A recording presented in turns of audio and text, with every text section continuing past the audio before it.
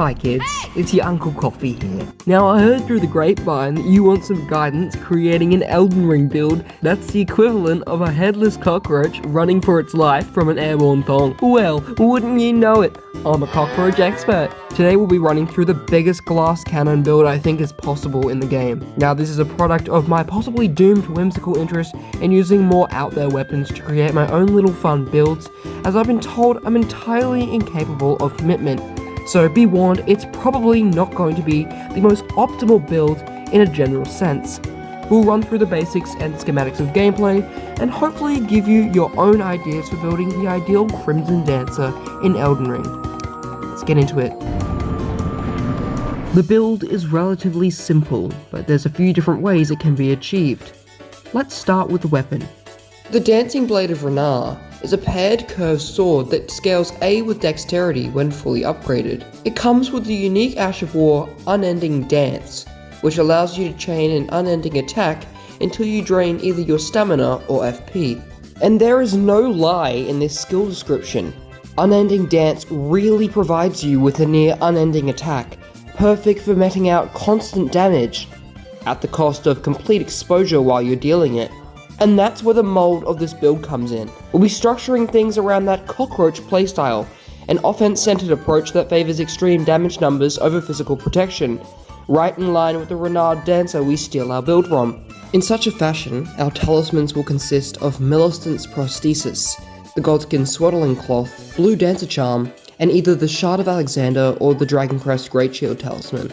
Millicent's Prosthesis provides plus 5 dexterity towards our main weapon damage, alongside a constant source of bonus damage for each successive attack we make. In a build where your attack patterns consist of hit, hit, hit, it's a perfect talisman for every enemy encounter. The Godskin Swaddling Cloth allows us to heal a menial portion of our health, about 3% plus a flat 30 for every hit, on these successive attacks.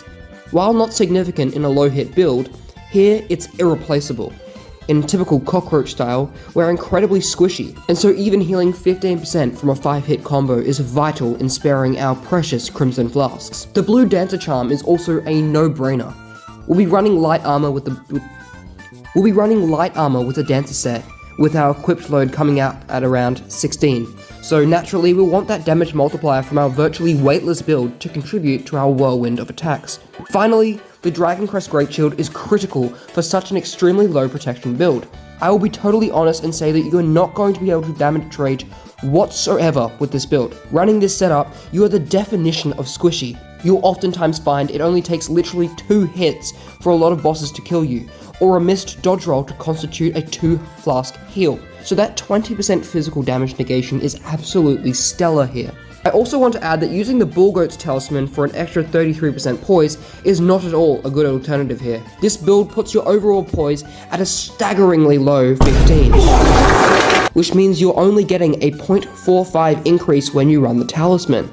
There should be a dangling sign attached to this video that reads, "Abandon all hope of tanking whatsoever, ye who enters," because it's literally an impossible feat. Instead, running the Shard of Alexander is a much better decision, as we'll be focusing on Unending Dance, which benefits from a 15% boost skill damage more than you can imagine. When it comes to armor, we're of course looking at the Dancer's set we received from defeating the Dancer of Ranah. The full set grants a 10% damage bonus to dancing attacks, such as the one utilized in Unending Dance. Combining this with Blue Dancer Charm, it's a potent lineup even in the worst of situations. In terms of your Wondrous Physic though, you'll want to run the Green Burst Crystal tier or Opaline Hard tier alongside the Thorny Crack tier.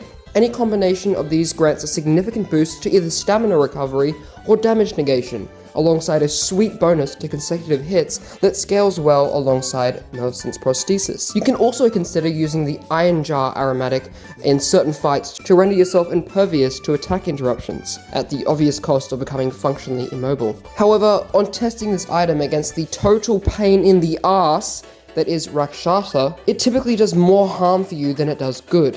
Nonetheless, it's still a worthwhile tactical investment for situations where your enemy isn't going to throw pierce attack after pierce attack in every direction in your face. Running Flame Grant Me Strength and Golden Vow on a weightless seal is also a good option for some damage output, but it will require some allocation of faith. You can also slot in the Perfumed Oil of Ranah for the loadout look, though I doubt you'd ever find a practical use for it. It's is pretty shit. Finally, your attributes will look something like this. 45 to 60 Vigor, depending on if you slot in 25 Faith for Golden Vow, 15 to 20 Mind, 40 Endurance, your minimum amount of Strength, 60 to 80 Dexterity, your minimum to 25 Faith, depending on if you want to run Flame Grant Me Strength and Golden Vow, and your minimum Arcane. Of course, you'll deallocate the less important stats and reallocate accordingly. Slotting in higher Vigor or Endurance is always a great option here. You'll want to slot almost all of your flasks, about 12, to Crimson, with 2 left for your Ceruleans for both your incantations and 1 bout of FP refill. And that is the Crimson Dancer build in Elden Ring. I hope you give it a shot and let me know in the comments if you think this cockroach approach really works. Thank you so much for watching, and I'll see you next time for another Elden Ring build guide. I have heaps in the pipeline that I just have too many clips for, so I'll see you soon. Bye!